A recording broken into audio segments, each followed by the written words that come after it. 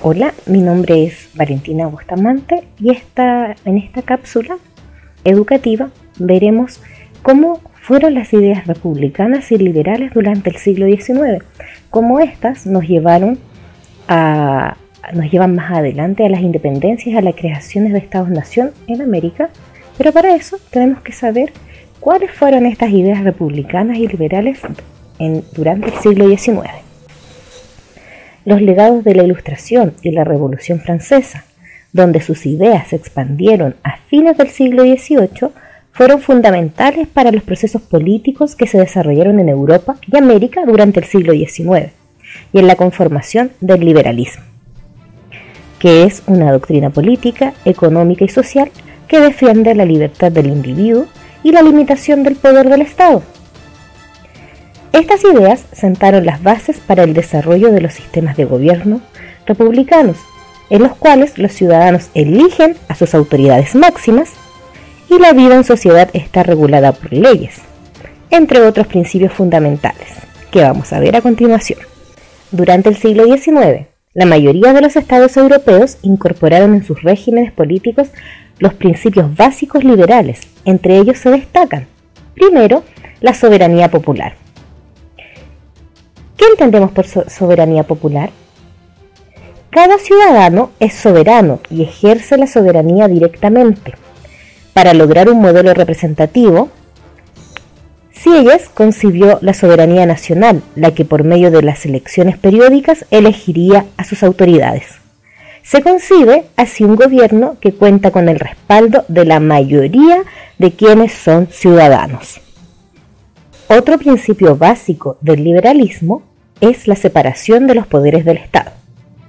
Las funciones ejecutiva, legislativa y judicial del Estado deben estar separadas como poderes independientes para que así permitan la existencia de controles y equilibrios que limitan las facultades del gobierno. Estas ideas derivan de planteamientos de Montesquieu, que es un pensador de la Ilustración, y que lo expresan en su obra Del espíritu de las leyes, escrito en 1748. Finalmente, otro principio liberal fue la igualdad ante la ley y la necesidad de tener una constitución. Debía existir una carta fundamental que definiera las características y responsabilidades de las autoridades y que contuviera los derechos y deberes de los ciudadanos. Asimismo, se debía consagrar la igualdad ante la ley, reconociendo la igual naturaleza y atributos esenciales de todos los seres humanos. A fines del siglo XIX, la mayoría de los estados liberales europeos tenían monarquías constitucionales, a excepción de Francia y Suiza, donde se consolidó la república. En América, en cambio, partiendo por Estados Unidos, la república fue el sistema de gobierno que se consagró tras los procesos de independencia. A lo largo del siglo XIX, las ideas liberales fueron aplicadas en ámbitos importantes como son la política y la economía, dando así origen a distintas formas de organizar el gobierno y la sociedad. Algunas de las expresiones más importantes de estas ideas fueron, en el ámbito político, el parlamentarismo. En Inglaterra, la Declaración de Derechos firmada por el Parlamento en el año 1689 dio origen a una monarquía parlamentaria e incorporó principios liberales, como la división de poderes y la soberanía popular. El parlamentarismo fue más tarde adoptado por otras naciones europeas y del resto del mundo, siendo su característica central la supremacía del poder legislativo sobre el ejecutivo, es decir, la supremacía del Parlamento sobre el poder ejecutivo, y su aplicación tanto en sistemas monárquicos como republicanos. Otra forma de organizar el gobierno, inspirada en las ideas liberales, fue el constitucionalismo. Este tuvo por finalidad primordial limitar la autoridad por medio de la instauración de leyes que regularan la vida en sociedad dentro de cada estado y garantizar los derechos y libertades de las personas. Así, Durante el siglo XIX, una serie de países se organizaron a partir de una constitución que les aseguraba la prevalencia de las leyes por sobre el arbitrio de los individuos. Entre las características de una constitución se encuentran: primero, organiza la estructura del Estado. Define si el Estado se organiza de modo federal o unitario, además de establecer los diversos cargos que lo administran y sus funciones. Luego, define la organización política, es decir, fija el sistema político y delimita los poderes del Estado, estableciendo los controles para garantizar la división de los poderes y favorecer el equilibrio del poder y eficiencia de su gestión. Finalmente, establece los derechos y deberes de las personas. Se incluyen las garantías fundamentales de todos los ciudadanos y los mecanismos de participación y representación política. Algunas de estas formas de organización continúan hasta la actualidad. Por ejemplo, hoy existen diferentes tipos de regímenes parlamentarios en el mundo y casi todos los estados se regulan por una constitución. Tal como en el siglo XIX, con las ideas liberales, ambas expresiones del liberalismo buscaban fomentar las libertades públicas y la representatividad en la elección de los gobernantes. En el siglo XVIII, los filósofos ilustrados postularon que las personas nacían iguales en capacidades y tenían ciertos derechos. Algunos de estos fueron recogidos en documentos como la Declaración de Independencia de los Estados Unidos en 1776 y la Declaración de los Derechos del Hombre y del Ciudadano en 1789. Durante el siglo XIX, los liberales europeos y americanos fomentaron una difusión de ideales que llevaron a un mayor reconocimiento de estos derechos. Uno de los más importantes fue la libertad individual, que debía ser respetada y resguardada por el Estado, y se manifestaban derechos muy importantes como los siguientes.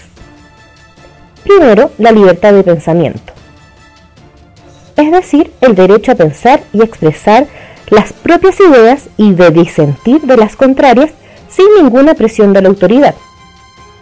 Segundo, está la libertad de reunión y asociación, es decir, el derecho a reunirse libre y pacíficamente y de formar grupos, organizaciones o sociedades. Además, tenemos la libertad de expresión y de prensa. Esto es el derecho a exponer toda clase de ideas, opiniones y hechos a través de cualquier medio y sin censura previa. Y finalmente, otro derecho o libertad que existía es la libertad religiosa. Este derecho otorga plena independencia de practicar cualquier religión o credo sin imposición previa.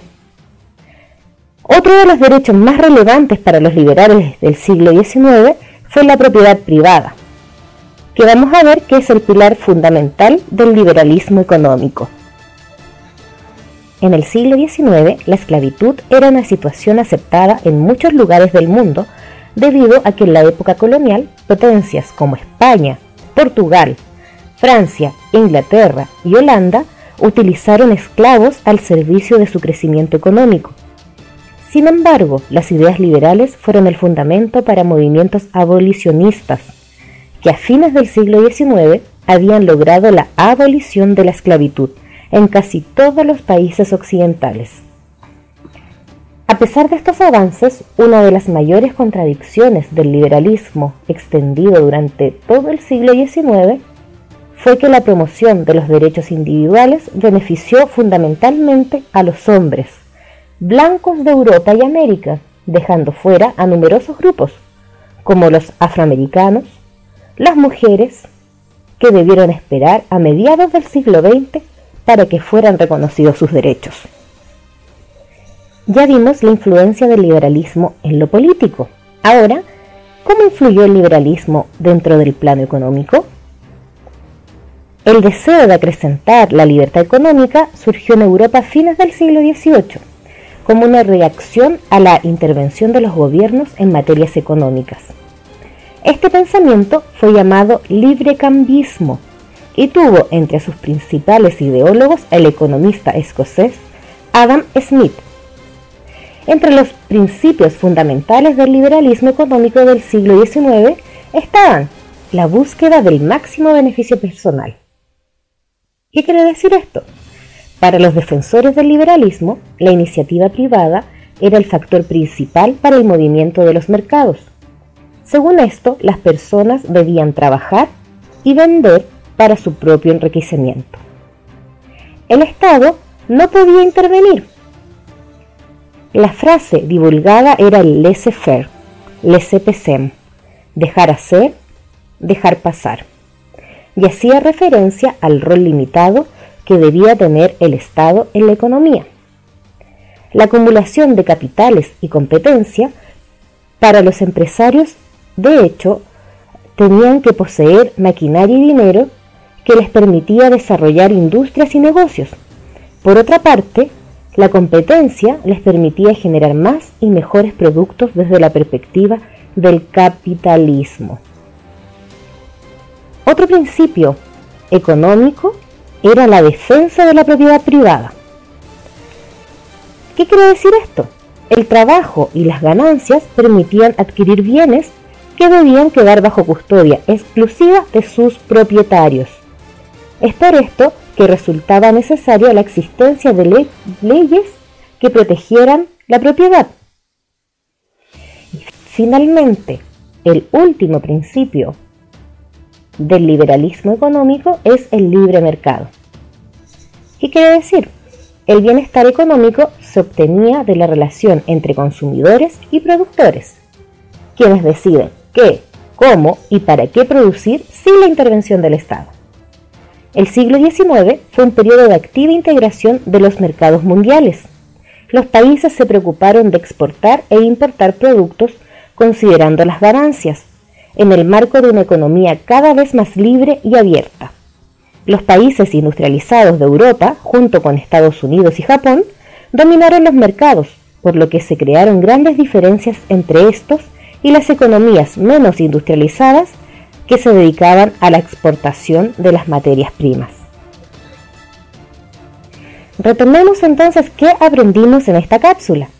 Primero vimos los principios republicanos, que son la soberanía popular, la separación de los poderes del Estado, la igualdad ante la ley y necesidad de una constitución.